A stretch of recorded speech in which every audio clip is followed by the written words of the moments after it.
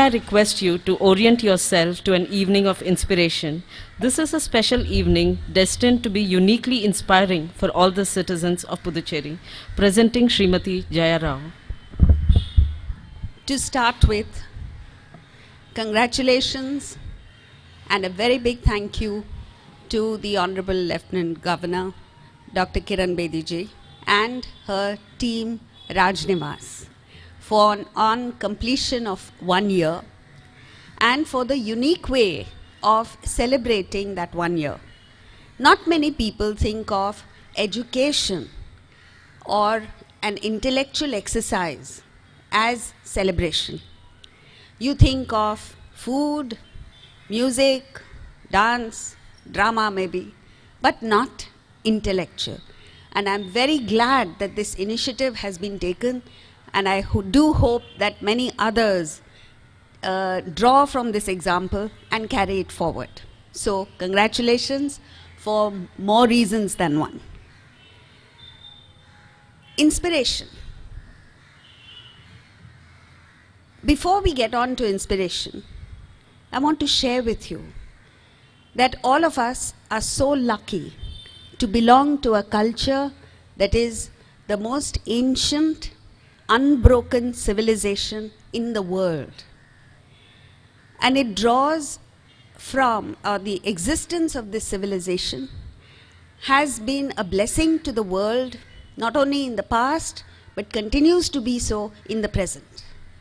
Philip Goldberg, an American diplomat, serving diplomat, till recently was ambassador of the US to the Philippines, has written a book called American Veda. And in that, he writes about the enormous influence that the Indian culture has had on mainstream American life ever since, for the last 100 years, ever since Swami Vivekananda went there. And as an example, he says, in the deep Midwest, where people haven't heard of India, there was a pastor on a Sunday morning while he was preaching. He began by saying, "Today I want to introduce to you what he called as a Hindu word, Indian form of greeting." And he says, "Namaste." This is for real, you can watch it on YouTube. And he says, "Do you know the meaning of this? You must learn the meaning of this." And he tells everyone to repeat, "Namaste." What is the meaning of this? I am sure most of you don't know the meaning of Namaste. He says, Namaste means the divinity in me is saluting the divinity in you. Spot on, he got it. Huh? Namaste, namahate, I bow to you. To you means who? The divinity in me is bowing to the divinity in you.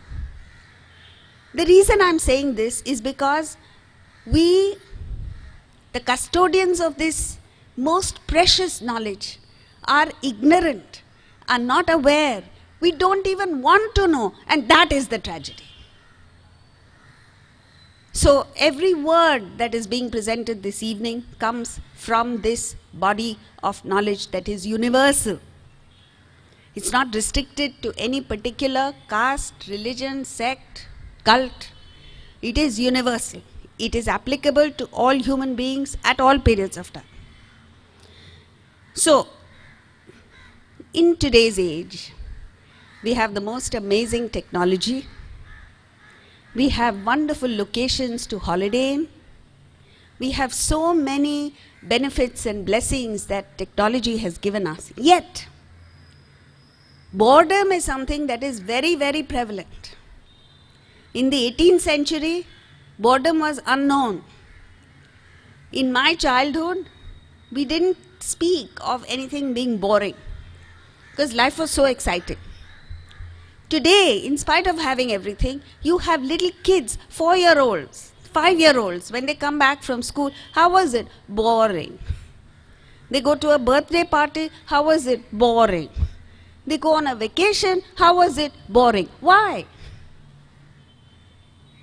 This is because inspiration is missing from our lives. From a 5-year-old who wakes up bleary-eyed on a Monday morning and says, I don't want to go to school, to chairmen of large companies who say, I don't want to go to work, nobody is excited about life. Is that not true? Why? Because nobody is inspired. Yet, in ancient India, generations of people, youngsters, were brought up on a diet of inspiration. And today, we need to go back to that diet of inspiration. So, inspiration is not a choice, a luxury that a few of us can afford. It is absolutely imperative, necessary in life, just to lead a happy, cheerful life. Now, before we get on to inspiration, let's take a look at what happens when you're not inspired. When you're not inspired, by default, your thoughts revolve around just yourself. It's I, me, myself, all the time. And is that not boring? Suppose I were to ask you to stand before a mirror the whole day, would you not get bored looking at your face? Thinking of yourself is exactly like that. As boring. And then you develop a myopic vision. You can't see anything beyond the next fun thing to do, the next weekend getaway, the next long weekend. It's all about entertainment. Even in lectures like this, people say, "Hey, can't you tell jokes?" And I say, I'm not a stand-up comedian that I should tell jokes. So, and then your world shrinks. Have you seen the movie Honey, I Shrunk the Kids? There's a scientist who by mistake shrinks his own kids to about a few inches high. And that's where the problem begins. Because then every little thing becomes a threatening, life-threatening issue. The lawnmower, rain, simple things become threatening, not because by themselves they are a challenge, but because the kids have shrunk. Similarly, friends, when your mind shrinks to think of only yourself, then every little thing becomes an issue. Rain becomes an issue. I'm going to London in 2 days' time. The whole country is obsessed with weather. In news, half an hour is devoted to weather because if it rains, they are miserable. If the sun comes out, they are happy. Hair. There are women in Delhi and Mumbai who don't go out during the monsoon because their hair curls up. So, every little thing becomes an issue. And then you take the stand, it's my way or the highway. We have lost the art of adjusting to other people. When we were kids, we lived in large families. It was usually a joint family. And food would be cooked. If you liked it, good for you. If you didn't like it, you had a choice of eating or not eating. But you did not have the option of asking for your preferred cuisine. Today, every home has become a restaurant. Every member of the family wants different kinds of food. Why can't you adjust? Not because of food, not because there's no one to cook, but unless you learn the art of finding pleasure in giving other people pleasure, you can't live. You will live one person alone. You know, earlier there were joint families, then it became nuclear family. Now, in the United States, it is single parent. Because you can't get along with your spouse, you deny your kids of the necessity of having both parents. It is necessary for them. So gulp your ego. Do what you have to do and get your kids to enjoy both parents. Right?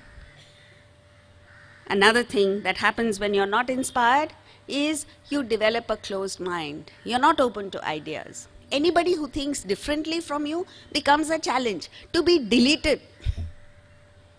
Why should it be? If you are confident about yourself, if you're secure within yourself, you must invite people who think differently. Because then you get challenged and you become a better person. But just because somebody is critical of you, you just snap him out of your life, is a childish, immature thing to do. Then you commit mistakes because you can't know everything. And you become an unsuccessful and unhappy individual. The worst thing that happens when you are not inspired is that you believe erroneously that you are fighting a battle with the whole universe. And you imagine enemies outside. The Bhagavad Gita, Vedanta emphatically says, there are no enemies outside. All the enemies are within you. It's your desires, your greed, your anxiety, your insecurity. These are the devils that are plaguing you within. Deal with them, fight them. And then you'll be conquering the whole world. And then you're consumed by hatred. I've known so many people. You know, Duryodhana in the Mahabharata was actually loved by the Pandavas. Yudhishthir went well out of his way to protect him from all kinds of mischief and trouble that he got into. But he couldn't see it. That is the problem. We don't have the capacity to see benefactors. We see benefactors as malefactors. We see partners as opponents. We are all partners in making Puducherry a prosperous state. Just because you think differently from me doesn't mean anything.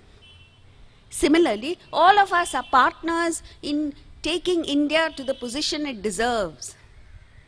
Little differences that there may exist between us, you must be able to set them aside and work in a spirit of togetherness. And then, of course, you're destroyed. Anybody who hates gets destroyed for whatever reason. So, thought of self is the most corrosive, most debilitating, most destructive force in the universe. It's like seawater. Have you seen a ship that's got shipwrecked? In Mumbai, a few years ago, a whole ship, tons and tons of steel, was caught in the sea. And the whole ship dissolved in a matter of years. All that steel dissolved. Why? Seawater is so corrosive. Similarly, friends, thought of self is extremely destructive. Take a look at yourself. A lady who otherwise cooks brilliantly, when she invites her husband's boss and wants to impress him with her cooking, what happens? One dish gets burnt, another dish gets extra salt, and the entire meal gets destroyed, not because she doesn't know how to cook, but because thought of self came in the way. A guy who goes for a job interview may be the best candidate for the job. But because he's thinking of himself and he gets nervous, he's not able to answer simple questions. He doesn't get the job, not because he's not qualified, but simply because thought of self came in the way. Have you seen this Telugu movie, Shankarabharanam? It's an award-winning movie, national award-winning movie. In that, those of you who remember, the guru is a brilliant classical musician. And his daughter, a prospective bridegroom, is coming to, with his family to meet them. And she goes to the temple before, in the morning, and meets the same guy. And they fall in love. And in the evening, when they don't know that he's the bridegroom who's coming.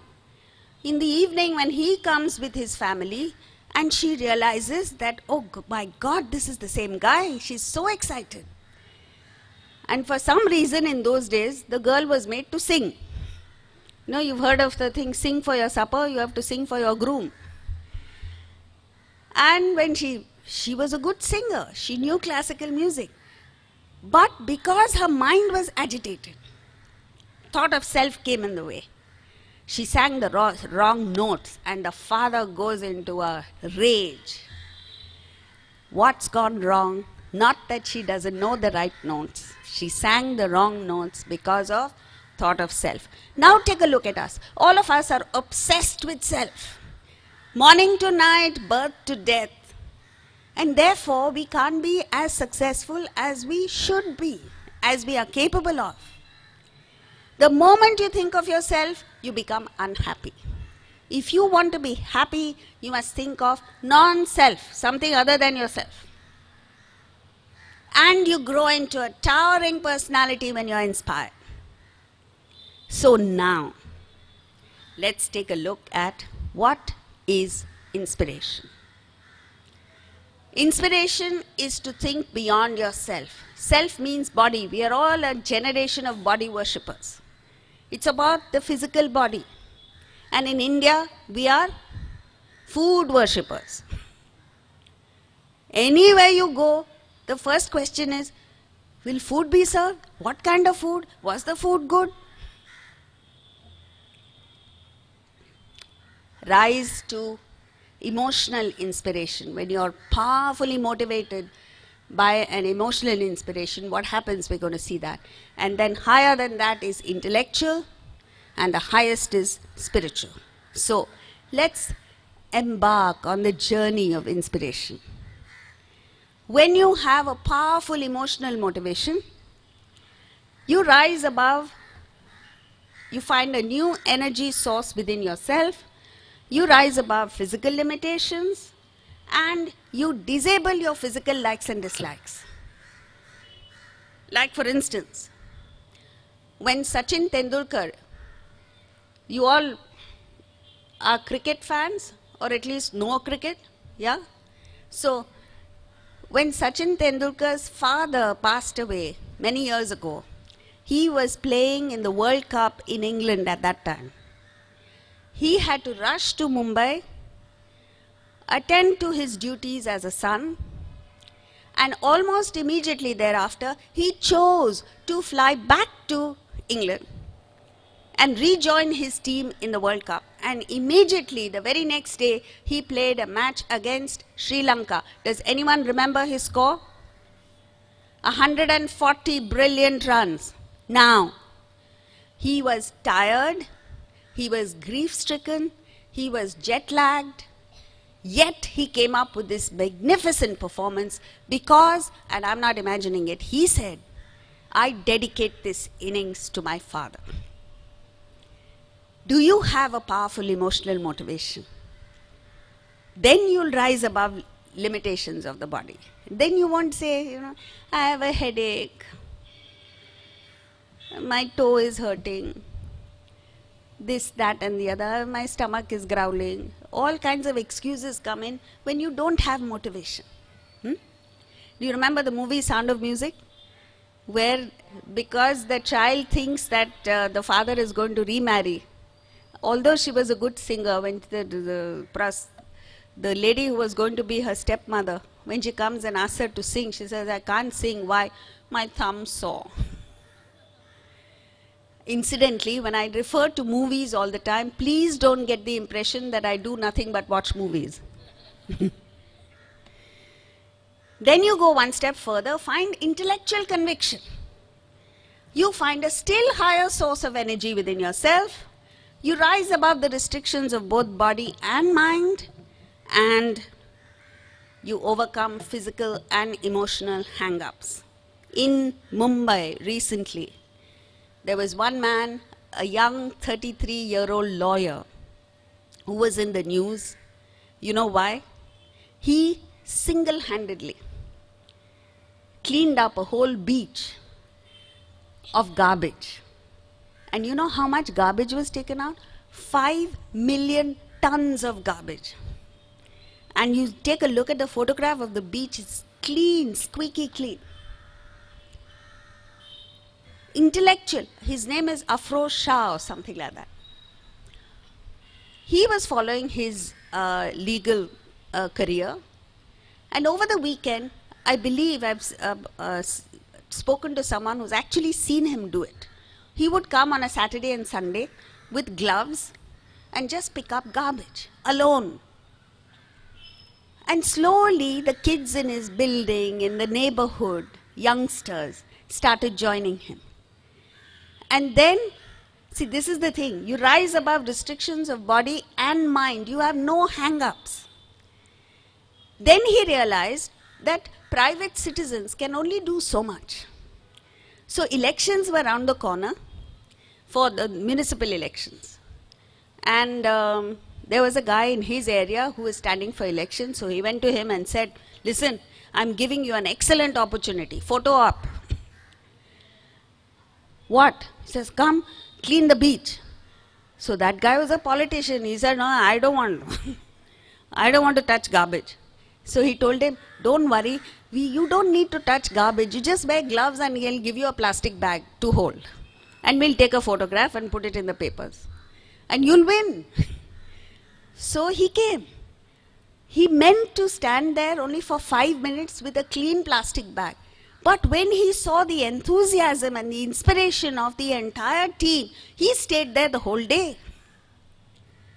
And that's how this Afroz got him, he won, to send the BMC, you know, those huge machines that pick up garbage. Because human beings, how much can you pick up? And that's how he managed to mobilize people to come and do it. And today, the United Nations has recognized his contribution, and the United Nations is going to help him to clean up other beaches. So that's what happens when you have an intellectual conviction. And I've given you this example because all of us believe, oh, I want to do this, but what can I do alone? Afroz Shah started alone, with no help. So each one of us has got to start alone. In inspiration, you can't get it in hordes and by thousands, you don't get inspired in the beginning. You get inspired, you become the leader, then people follow. And the last is spiritual inspiration. Then you tap into the highest energy source within yourself. You have no obstacles that come in the way, and you have infinite resources and power, and the amazing thing is things get done for you. You know John Milton, you've heard of him? The great poet, English poet. Halfway through his life, he went blind. And when he went blind, he was so discouraged that he wrote a sonnet of 14 lines called On His Blindness. You must read that. It's so inspiring.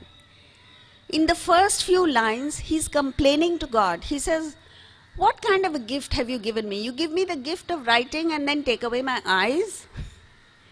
And then he realizes that whatever happens to you is a mild yoke. Imagine, he views his blindness as a mild yoke.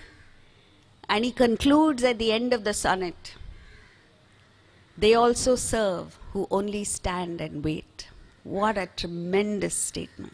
That, in other words, he's acknowledging that the best poetry that came out of him and doing nothing is equal. And that is the spiritual inspiration that he got. After that, his best poetry came after he went blind. This is it. This spirit is present in equal measure in all of us. Not all of us can have high IQ. Not everyone is born with a silver spoon in the mouth. But all of us have spirit in equal measure. Tap into that. What do you do, therefore? How to find that inspiration? Expand your mind. The default setting in your mind should be after you. We say that, right? We say it in English, we say it in Hindi. Do we say it in Tamil? After you. Huh? You first. Yes? Okay. But we say it in every language in the world, but we never live it. So, after you. When the family wants to go out to lunch, where do we go? After you. You decide. When you want to go to a movie, after you. And then Why this after you? Is because unless you think of you rather than me, you're not going to get inspired. Next, therefore, the more you think of others, you need to channelize your thoughts. You can't be doing everything. Channelize your thoughts, fix one goal that you believe will meet with your passion to serve. So, that passion must be there. When you see, hear, come across ordinary experiences in your normal everyday life, you need to pick up things that you can pick up 20 things that you believe can be better. Like this guy, Afroz went to a beach and realized that it can be cleaned. Like that, all of us come across various experiences. From those experiences, you cull 5 or 6 things that you would like to do, and then zero in on one. And that becomes your goal. Love others.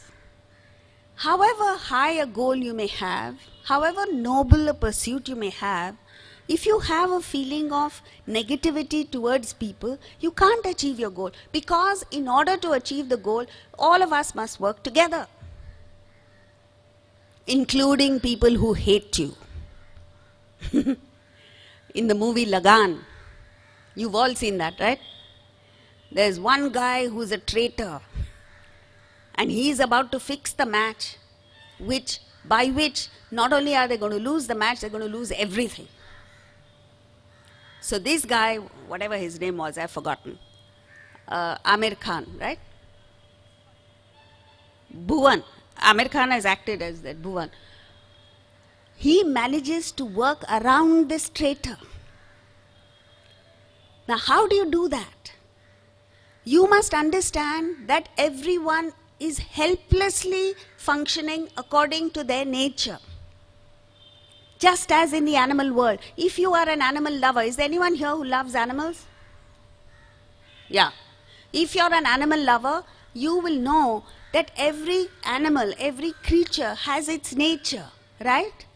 A tiger or a lion is ferocious. You can't go to the tiger and give a lecture on ahimsa. Can you? A deer is timid. You can't go to the deer and say, hey, stand up for your rights. It can't. It's timid. A dog is affectionate. A leopard is jackal. All creatures have their own nature. An animal lover loves all animals equally, but understands the nature of the animal. And so, his or her conduct with creatures is in accordance with the nature of that creature, not dependent on the love. I'll give you an example. This is a true life example. There is a man in India somewhere who goes around villages saving leopards from drowning, because many villages have open wells. So you and I, human beings in the village, know there is a well there. But a leopard that's running at high speed doesn't know. And when it's running, it falls into the well, it dies. This man has made it a mission, his mission, to save leopards from drowning. And how does he do that? He understands the nature of the leopard. It's not easy. You can't go there and say, hey, hold my hand, I'll pull you out. He'd probably bite his hand off. So he has to first anesthetize the leopard, pull it out, and before it regains consciousness, get the hell out of there. Can he expect gratitude from the leopard? Will he complain? What kind of upbringing has the leopard got? Can't he just say thank you? No. Because his understanding is 100%. He has no expectations. So he works with the animal around its bad qualities. Similarly, all of us are helplessly driven to activity according to our nature. One person is aggressive, another person is corrupt, third person is a cheat, fourth person is affectionate, fifth person, all of us have our natures. And when you're inspired with a higher goal, it is imperative that you understand the nature of different people, work with them, get them to join in, get them to get inspired, buy into your mission, and help them to overcome their, or you work around their faults. Understanding must be complete. What must the general understanding must be, children will be messy. Huh? So if you have kids or grandkids, don't complain, because when they are not there, then you say, I'm missing them. When they are there, you complain. It's a lose-lose situation. A teenager will be rebellious. The beauty of a teenager is rebellion. Those of you who have rebellious teenagers, they're difficult, but that's their beauty. A timid teenager who doesn't even argue with you is a stupid guy. Rebellion is the beauty. Similarly, you must understand various people.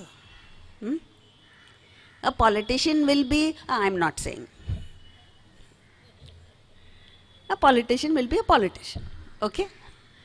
A guy working in the mantralaya will be what he is. Understand the nature and then work with them. That's the beauty. When you love them, when you feel for them, that is how you will be able to work around. Then there's no complaint.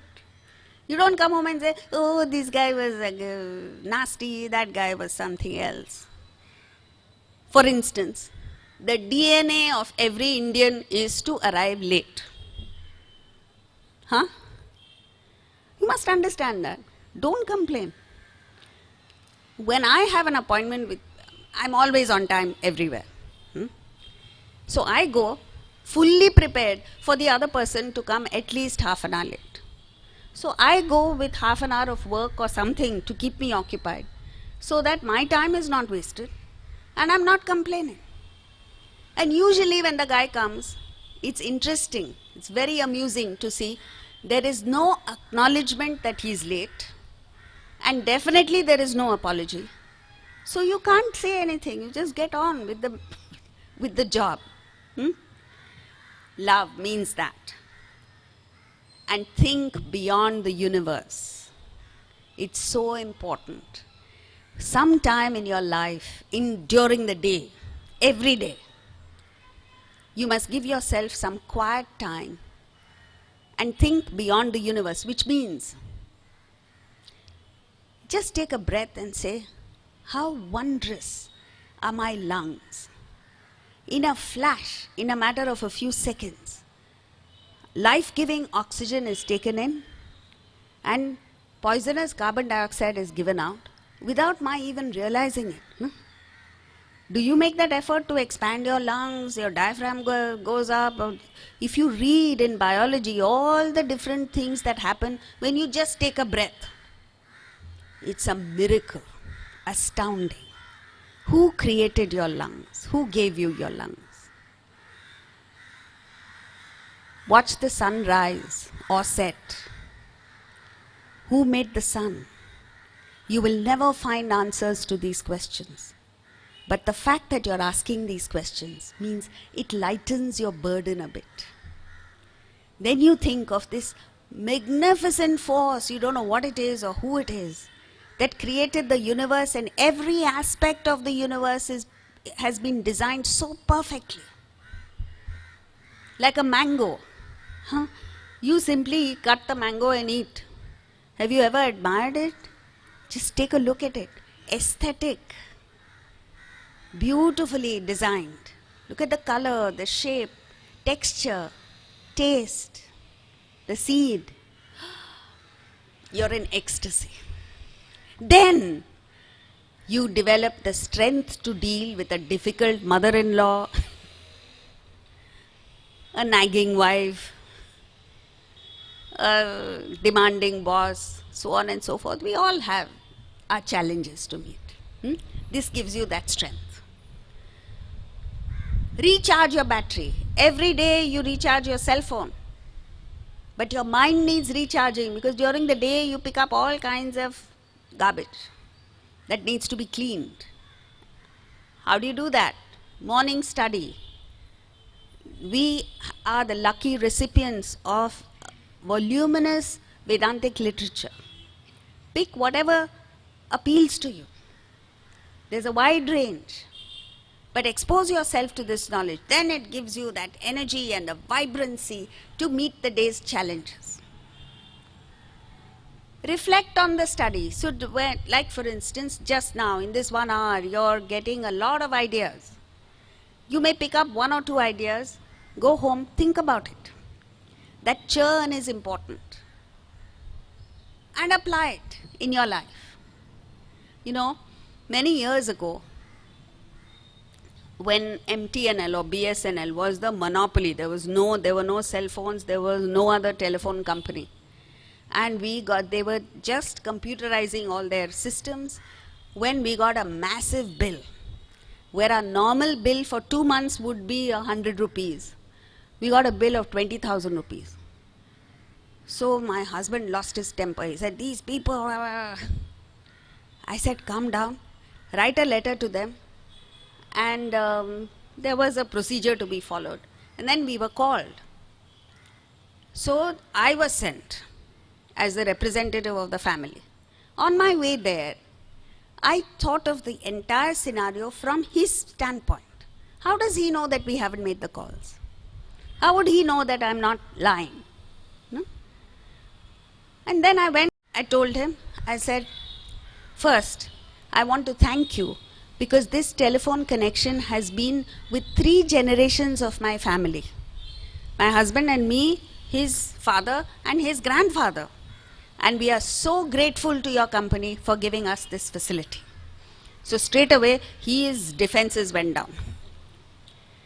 Next, I said, both of us work, and there is no way that we can rake up a bill that is so high, even if we were constantly on the phone.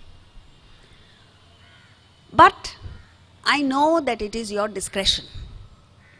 And if you decide that we should pay, we have no choice but to pay. Please give us the facility of paying over 3 months, because at that time in 1973 or something, 30,000 rupees was a lot of money. Even now it's a lot of money.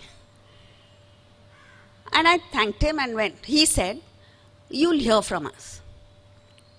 Within a day, we got a letter saying, pay the average of the last 3 bills.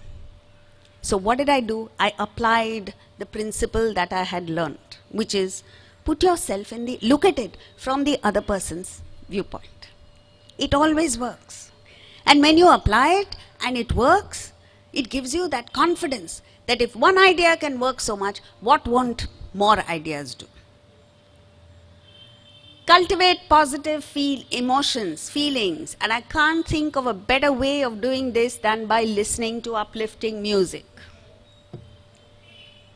Ideally, classical music. The subtler the music, the more uplifting it is. But if you can't relate to classical music, bring it down, whatever you find inspiring. But not heavy metal, please. That's not inspiring. Now, what this does is, during the day, you pick up little negativities. Like, for instance, when you're driving on a road, somebody cuts into you, say, idiot.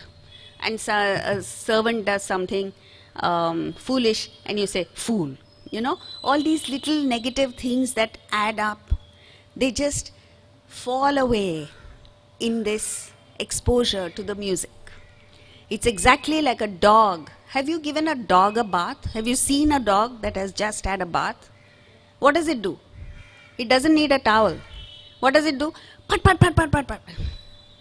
And then 90% of the water is gone. Music that has that impact. It's like giving your mind a nice shake, not physically, through intake of music. And then you cultivate positive emotions and the negativities fall off. Examine your emotions. Are you short-tempered? Are you irritable? Are you snappy? Or are you generally a positive person? If you tend to be short-tempered, it means there is something amiss within you. You need to look inside and set that right. If you're constantly snapping at people, then this, the fault is not with them. It's not your fault, you need a slight readjustment. Next comes hatred. Wherever you hate a person, we all have someone who gets to you. Huh?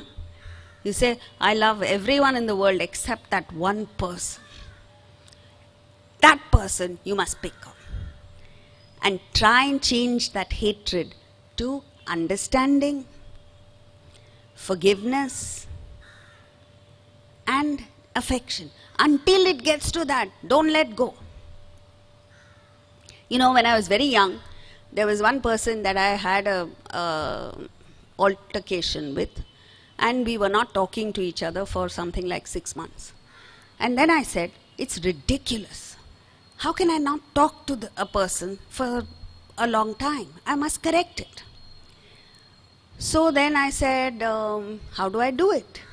So it was her birthday was coming up. And I got very excited. I went to the most expensive cake shop in Mumbai and bought a huge cake. And then I got cold feet. I said, suppose she takes the cake and plasters my face with it. So I was about to back off. Then someone else told me, no, you've gone so far, go ahead with it. So I went to her home and her room and knocked at her door. She said, yes, come in. I walked in and said, happy birthday. You could have knocked her down with a feather. And ever since then, our relationship improved. So, that one person that you don't like, that one person who gives you nightmares, pick on that person. Because that is the one person that's pulling you down. Whoever it is, whatever it is. Deal with it. Promote positive emotions. Make a conscious effort to promote positive emotions. And redirect them towards the higher. That's the difference between love and devotion. When you love people who are equal to you or lower than you, lower I don't mean in hierarchy, but like children. It's called love. But the same emotion directed towards parents, towards the country, towards God is devotion. And when you redirect it towards the higher, it's called gratitude. You must develop a sense of gratitude for all the good things that you've received in life. We tend to the mind has an uncanny knack of focusing on one or two things that you don't have. And then you complain about it. And then you go to a temple, church or mosque asking God for what? That one or two thing that you don't have. How ridiculous. When you have received millions of blessings, precious things in life, you have the gall to go and ask for one more? It's like if somebody were to give you a gift, just out of the blue, somebody comes and says, here, I'm giving you a gift of 1,00,000 rupees in cash, hard cash. And nowadays it's a wrong example to give. But anyway, you take it and you go home and furiously start counting. And because you're in such a hurry, you make a mistake, you count one less. And you go back to the person and say, hey, did you say you gave me 1,00,000? He says, yes. You gave me 1,000 rupees short. Would you do that? And actually, he hasn't given you anything short. You've just counted wrong. Similarly, friends, in life, if at all you think of God, it must be in gratitude, not to ask for one more thing. This is redirecting emotion towards the higher. Refine your action. Identify your core interest. One person is born to be a musician, another doctor, third engineer, fourth whatever. Sports person. I met a guy in Calcutta who was an outstanding golfer. And his foolish father made him drop golf and take to business. Now, as a result, he's lost his skill in golf because you have to keep practicing, and he's a useless businessman. Another girl was a brilliant tennis player and she had the capacity to get to international levels. Her parents said, "There's no money in tennis." So what did they do? They forced her to become a CA and a lawyer. And she's probably not so good at her job. So you must identify your core interest. And then in that fix a higher goal and work dedicatedly. Action is of three kinds. Selfish. If you use your talent only for profit, it leads to mediocrity. But if you use the same talent for a larger purpose, you're dedicated to music, or you're dedicated to your particular vocation, medicine or engineering or whatever it is, then you are successful. And that one rare person who understands that the talent I have is not mine, it's a gift given to me by some divine force. And every time he or she acts, he dedicates that, he gives it as a thanksgiving to that divine force. That is selfless. In Akbar's court, there was a musician called Tansen. You heard of him? One day Akbar said, "You're great, but I want to listen to your guru." Tansen said, "Forget it, my guru won't come to your court." Akbar was a humble king. And he said, "Don't worry, we'll go to where he is." And they went to a little village where there was a small temple. And as they approached the temple, there was exquisite music that emerged from that temple. And there was Tansen's guru, Swami Haridas, singing. No audience. He was singing to the Lord. Akbar stood there mesmerized by the music. And when he went back to court, he asked Tansen, "Tansen, you are brilliant, but your guru has a distinct edge over you. What's the difference?" Tansen said, "Very simple, Maharaj. I sing for you, he sings for God." If any of you, in the movie Chariots of Fire, that athlete says, "God made me to run and I will run for God." What a brilliant statement. And therefore, when you take this attitude, you are free from stress. You say, "It doesn't matter whether I win or lose." It's not the fruit that matters. You find fulfillment in the very action. You are acting for a higher purpose. And that's all that matters. The fruit is not in your hands.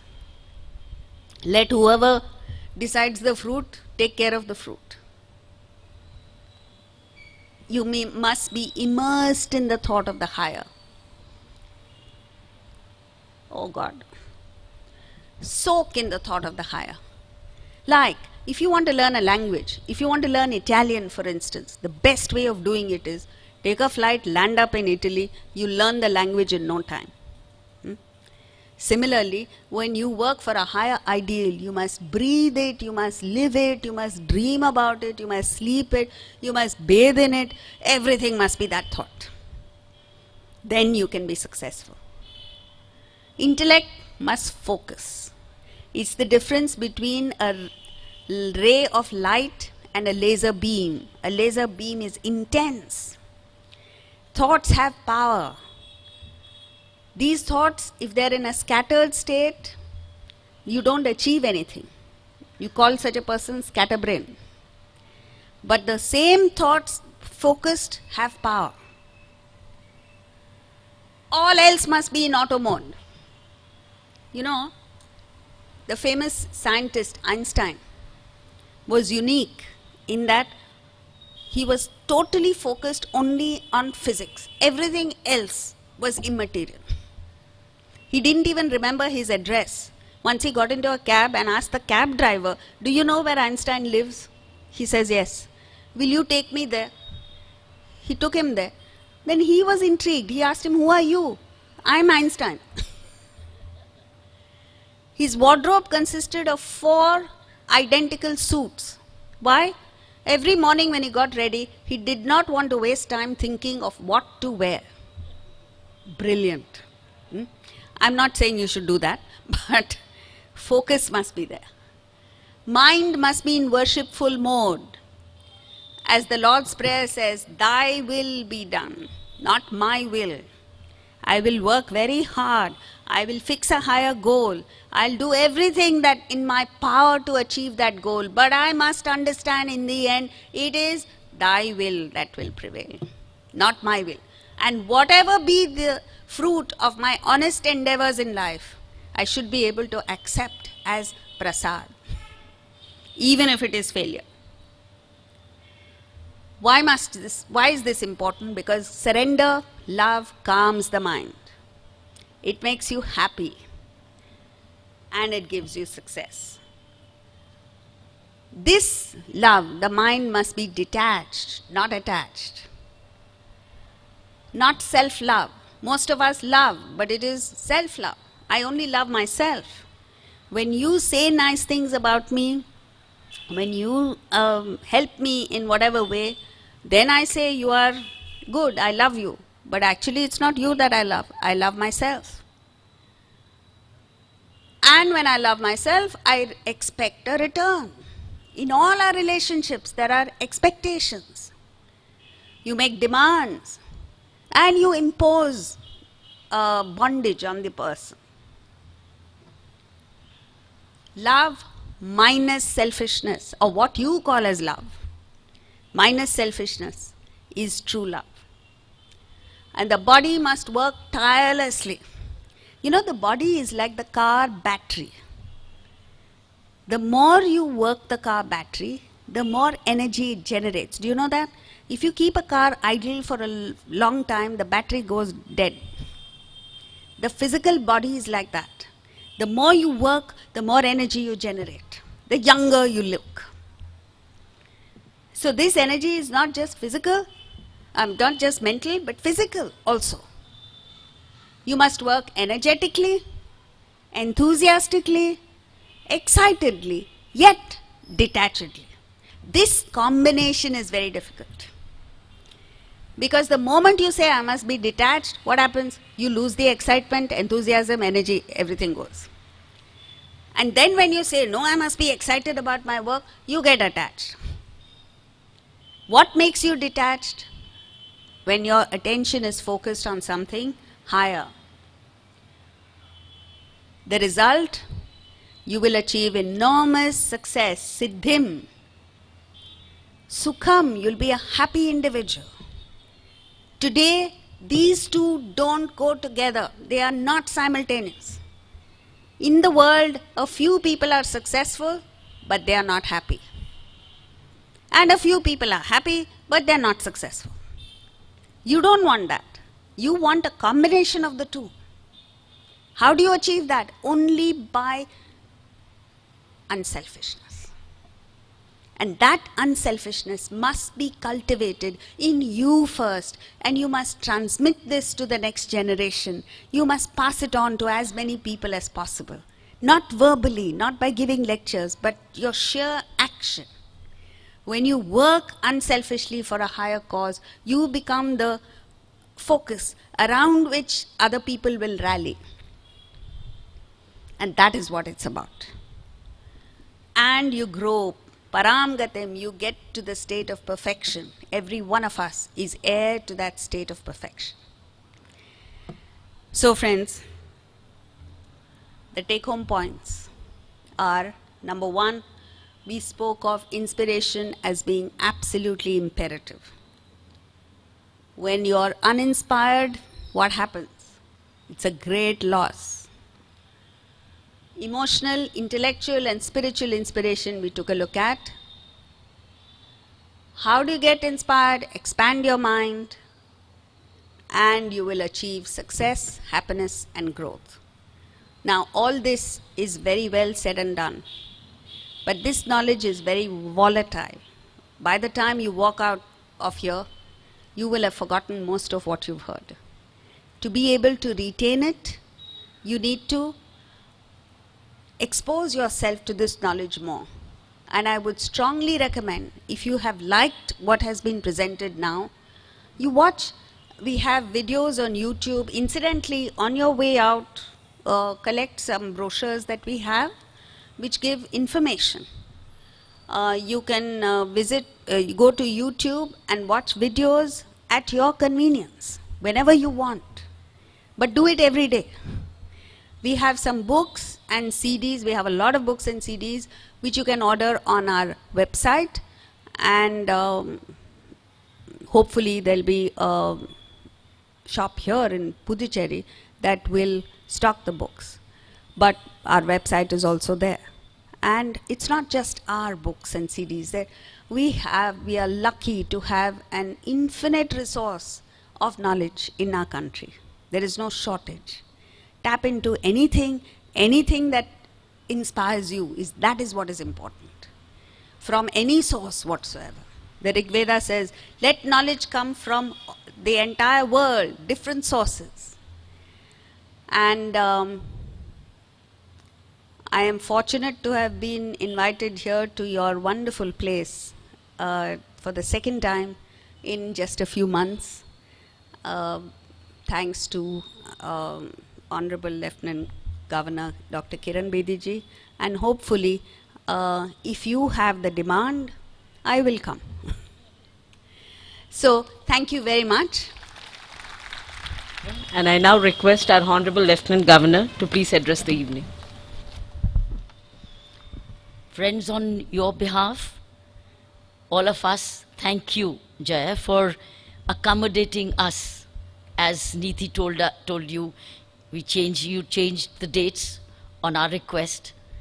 We know you're traveling overseas another day or two, but you accommodated us. And you got the right reason why we changed the date and why we had you. One, we had to have Neeti with us, because he's the real foundation and architect of this team, Raj Nivas.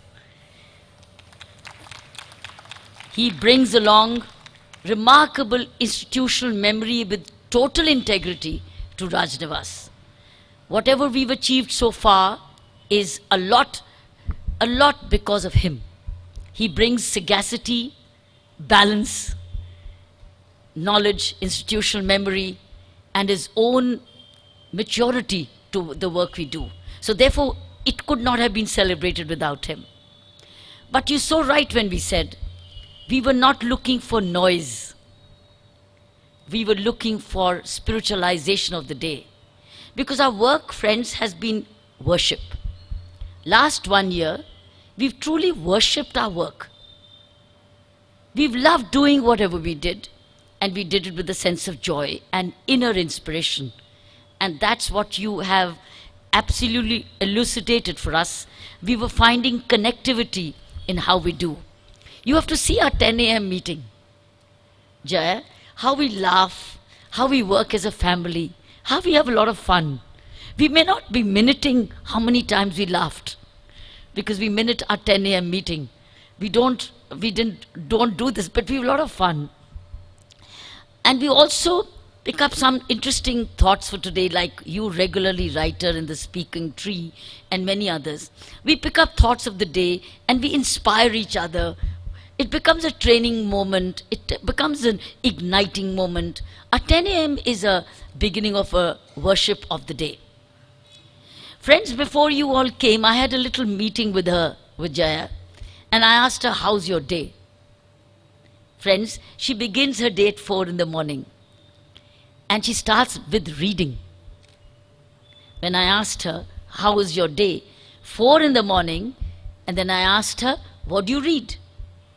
She said, I planned that evening before, that I would get up in the morning and read this. So what we've got from her in this last minutes, less than an hour, we're getting the essence of her investment which she makes into her own life every day at 4 in the morning, when most of us are sleeping. She's up, acquiring the knowledge to share. I asked her, what is your mission? What's your passion? She says, sharing knowledge. Not to become a guru myself, not for gurudom, but sharing knowledge, spreading knowledge, and spreading the wealth of Indian knowledge, our spiritual heritage. So we're very fortunate that we've spiritualized this day 365 days. Earlier, we had named the book not workshop, 24/7, because we really worked 7 days a week. May not be 24/7, because we do get few hours of the Saturday. We do get our few hours to ourselves. If walking is our hour, then we get it. We named it 24/7. But last minute changed. No, it's workbook, how we've done it.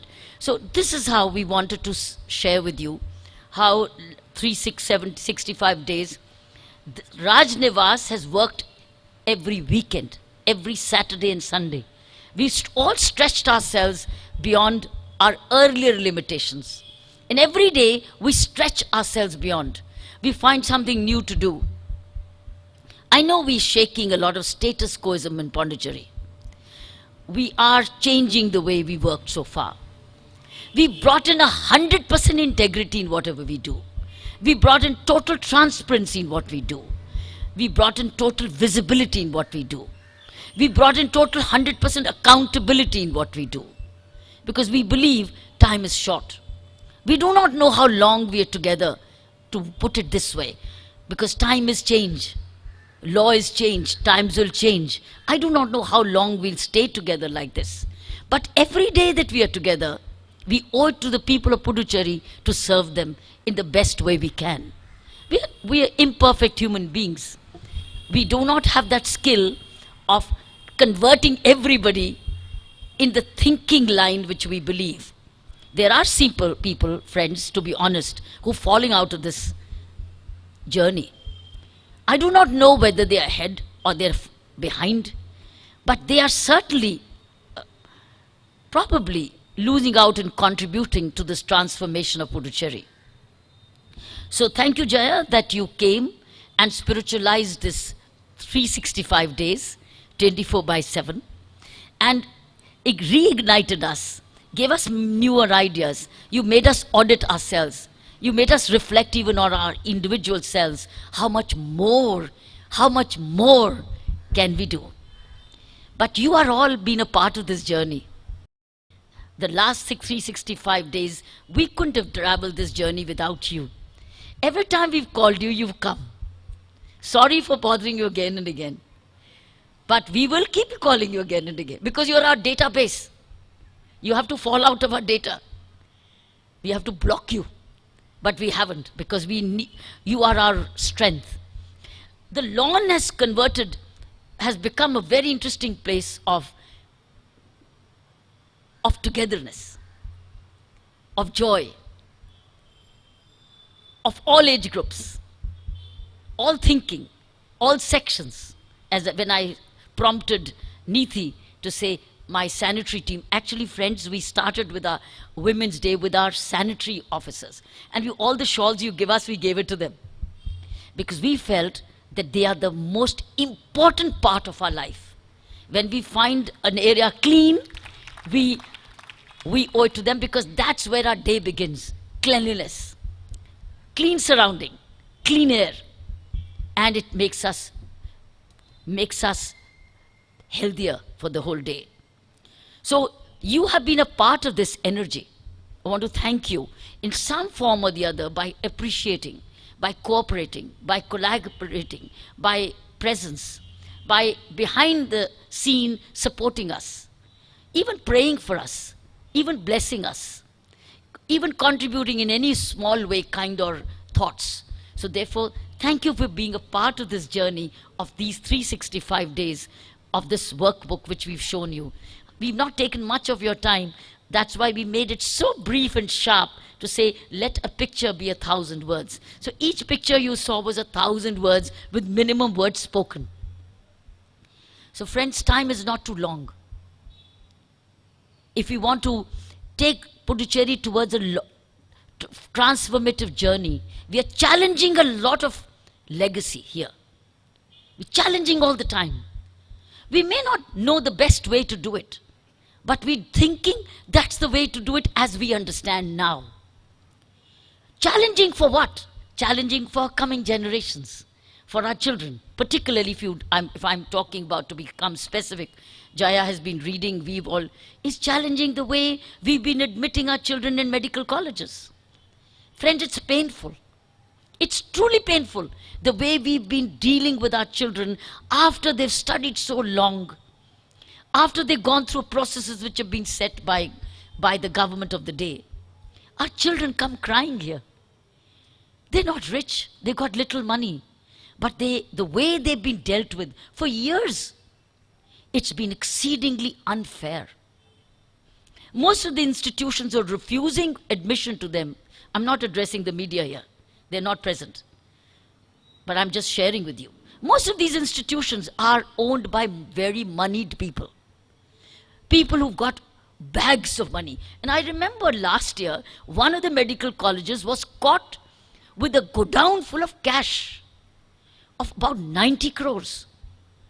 I don't remember the name of the college now. But that was what the news was. And it is the same institutions who are taking the last bit of whatever children can not even afford, wanting to make it a condition for their admission. It's painful.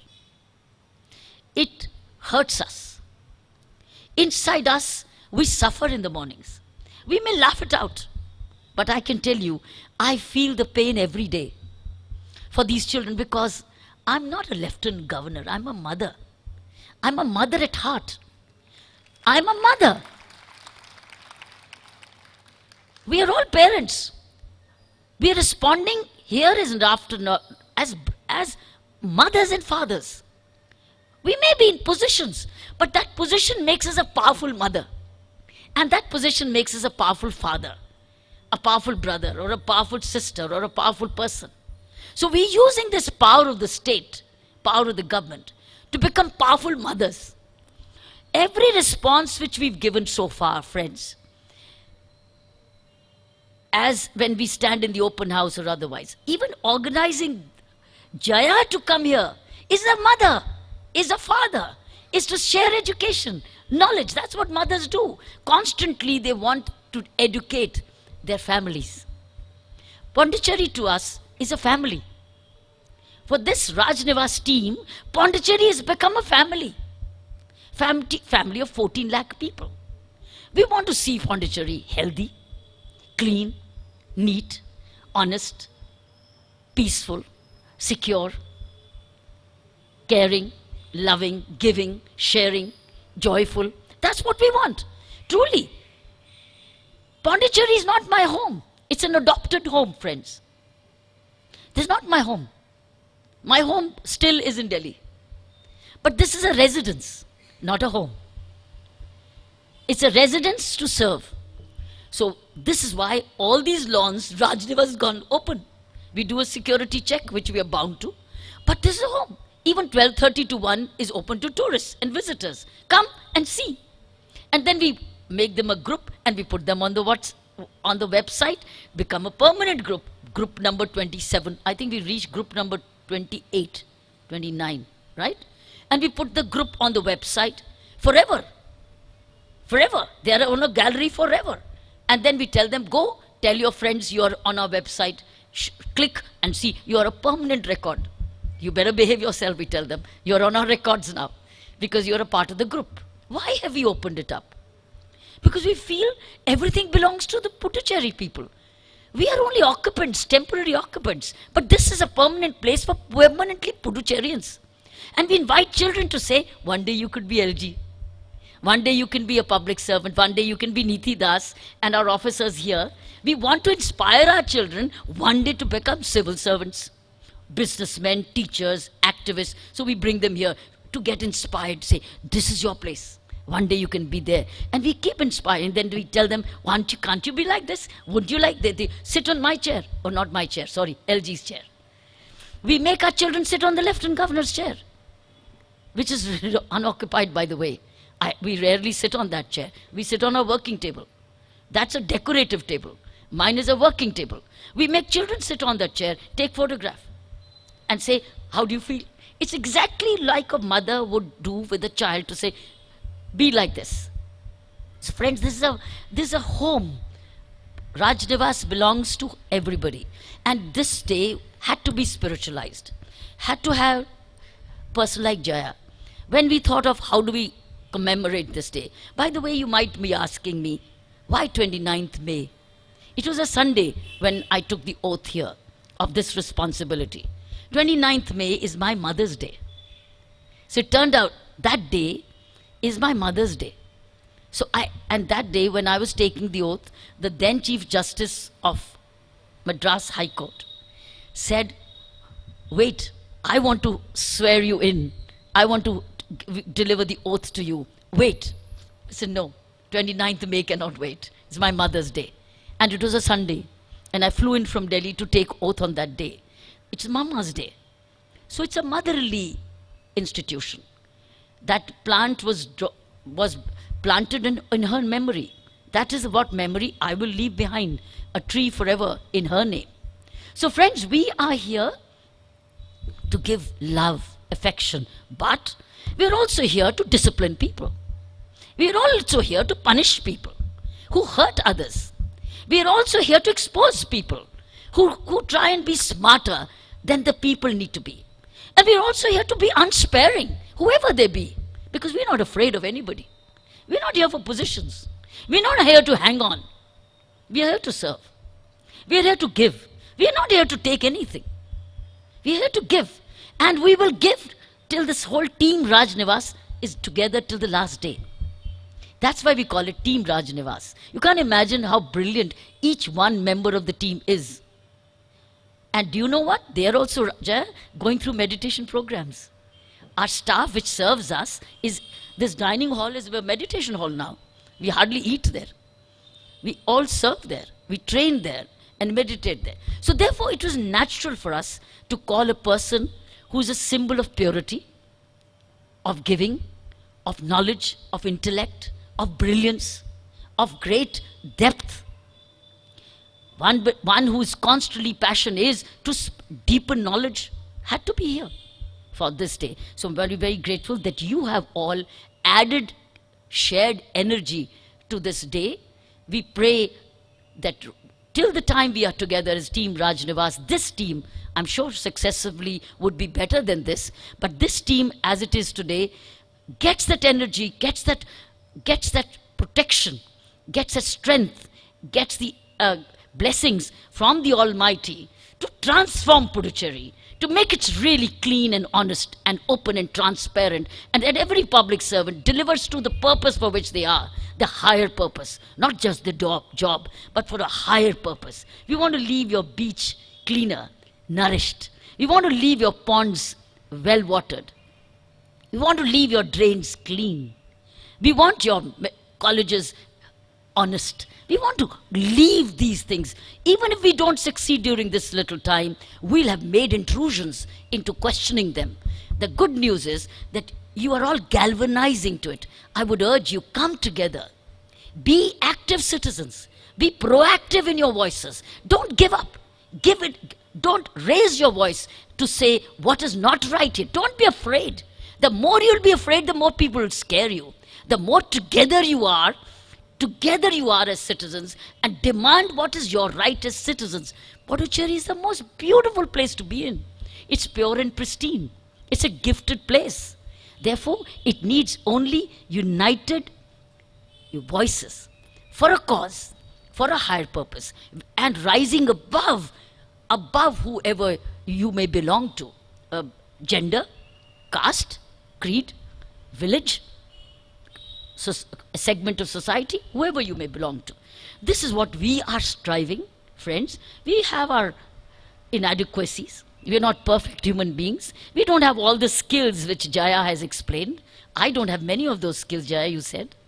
And I was wondering, how do I acquire that? How do I love people I don't like? Is my biggest challenge. How do I love a person who I think is hurting the city? How do I love that person?